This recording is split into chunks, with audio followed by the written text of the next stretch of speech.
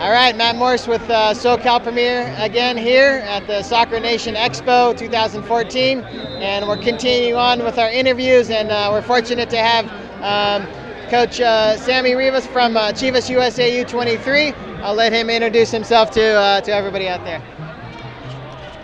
Let's just talk, yeah. Oh, I'm Sammy Rivas. I'm the U23 coach, and I've been coaching since May in this unit U23. My background is I play 11 years professional in Mexico in 4 different teams: Jalisco, Guadalajara, Morelia, and Tigres. And I have been coaching for about 20 years in the States. So it's a pleasure to us to have play in the league with you. All right. Well, thank you for coming, Sammy. We just want to ask a couple questions, primarily about Southern California and the U23 division. What do you think you gained experience-wise and your players from playing in the SoCal Premier U23 League? Well, not only for us, I think for a lot of young players, college players, they have the opportunity to expose themselves for being seen for professional teams. For us, it was excellent because even though we only signed 1 player to the first team, I think it was a positive thing to do Southern California. Not only in Southern California, and now it's being big because they see what we're doing and it's been doing in the north of California. So playing north against south, that will be the challenge for the next year too. That's good. That's good. We're looking forward to having you guys next year. A couple questions about youth and development. Do you feel within Southern California we're able to produce world-class players based on the types of leagues and development we have here? And if so, if not, what can we do to change that, to develop world-class players in Southern California? Well, I think you guys been doing what it is supposed to do. Like I'm saying, the competition in every level is very good.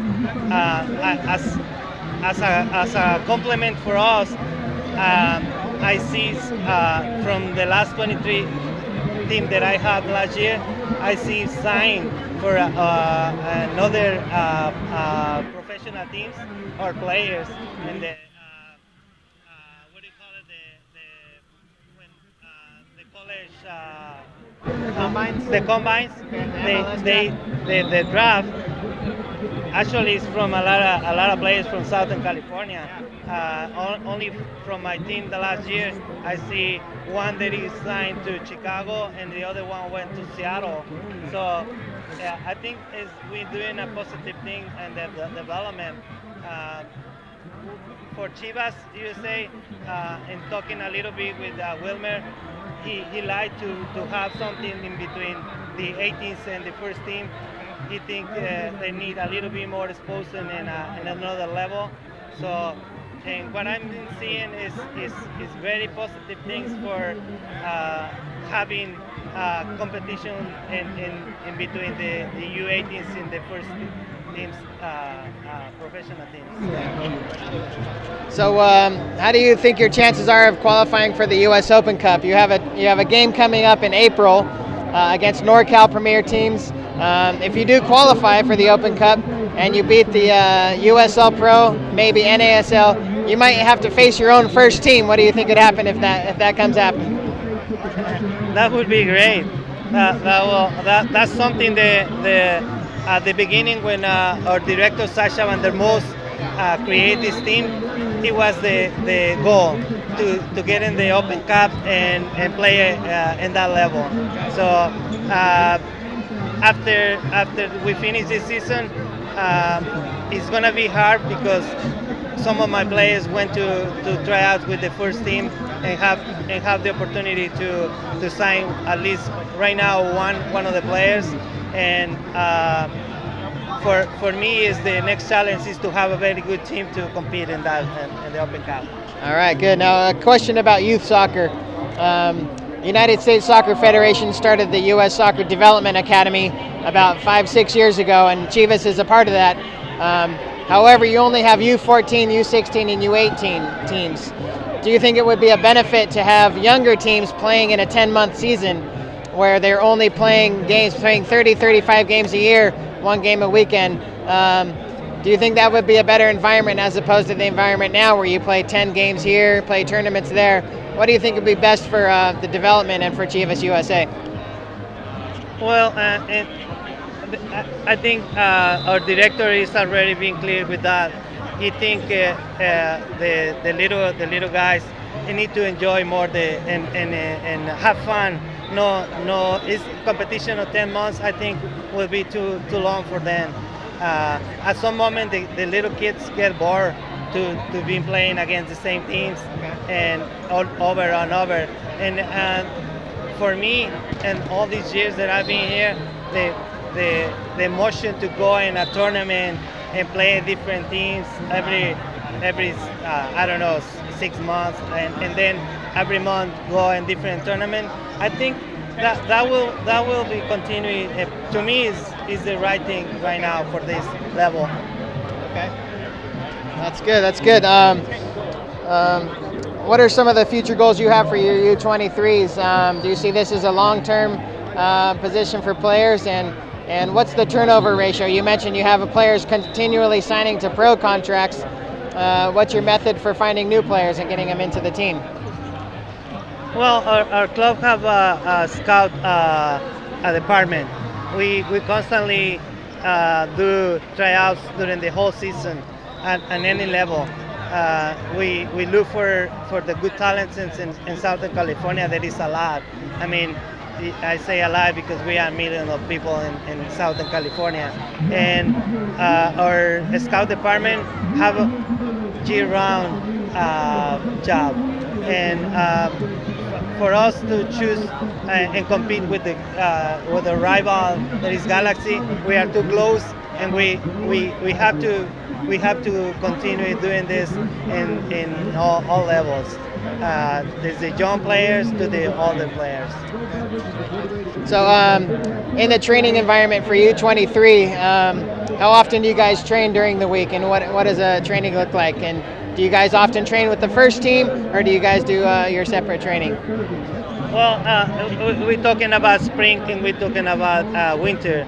So in the springtime, when the team is playing already, our U23 players, some of them, they have opportunity to play two games with the reserve team.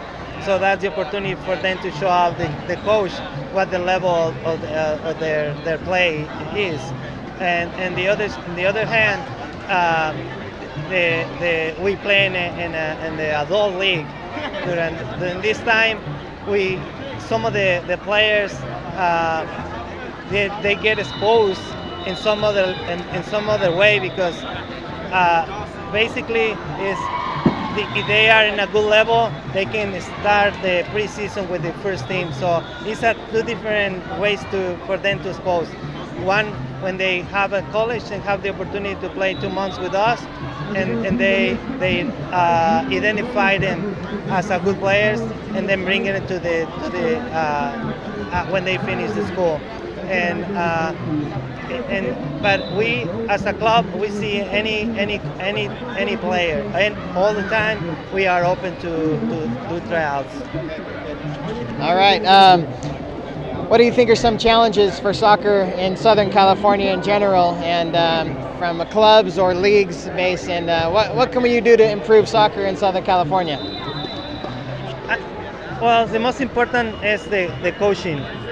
We have a methodology to train the kids, from the youngest to the adults, and I think that the coaches need to be prepared, study, have the license, and for us as a Chivas USA, with close to Chivas Guadalajara. Now that I return back Sasha from Copa Chivas, I think they probably gonna open classes for us in Guadalajara. So prepare the coaches is the most important to improve the players. How important do you think it is to have youth teams and adult teams within the same system? A lot of youth clubs don't have adult teams here. Do you think it'd be beneficial? Do you think youth clubs should look to add adult teams to help continuing the development and education? Yes, as a matter of fact, in Europe and Mexico, the young guys going to see the older guys practice and games, and they start developing themselves either copying the idols and continue that march until they grow up. I think it's what you want as a club. The youngest know your professional players and live in that environment. They grow up. I think the kids will grow up better in that environment.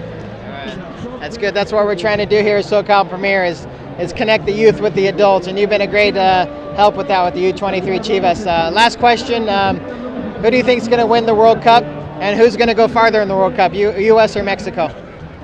Oh. Well, Mexico is having trouble putting together a good team.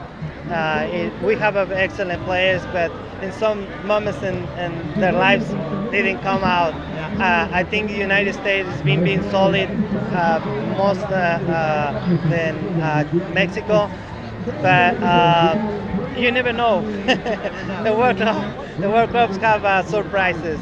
And my heart is saying Mexico, but realistically, I think the United States can get a better place. And who will win the World Cup? To me, is Germany is stronger, but I've been always fan of the possession soccer, so I go with Spain again. All right, thank you, Sammy. Thanks for coming out. Okay. All right.